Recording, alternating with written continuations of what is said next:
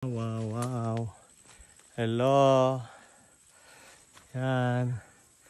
Ganda ng mga durian, ang daming. Grabe oh, daming bunga oh. Grabe. Isa-isayin natin, amoy. Hala, mami. Wala, karami-rami bunga. Hala, karaming bunga oh. Pwede mag-apply, mother, tigsalo ng durian. Uy, wow, nag-akyat. Hello. Hello. Oh, bipitin mo.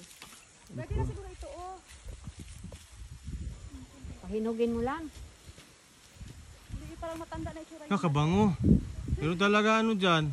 Ito, ano, sir? Ito, parang brown. Ayan na siguro. Matanda na siya. Meron na talagang ano. Huwag mo ihulog kay mag-crack.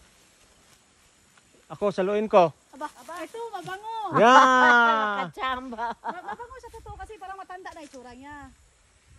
Mabango. Yan, biyaya ng kalikasan. Mga malaki naman yun. Mga laki-laki. Ganito, kalaki niya yung Hindi lang siya i-harvest pa, no? Hindi lang siya i-harvest na maliliit, sayang. Harvest ng durian.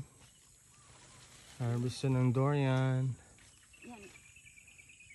Yan. Mabango siya. No, mabango sa puwit niya. kaya mo naman. Ito, mabango.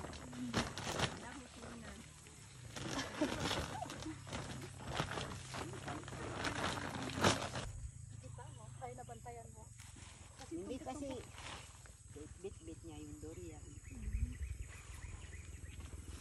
May iba maliliit pa man.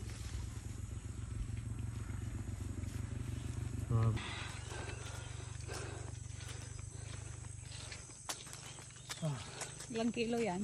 Magkano per kilo, sir? Yes lang. Pero ikaw Salo. mag-akyat. Halo. Ikaw magsalo.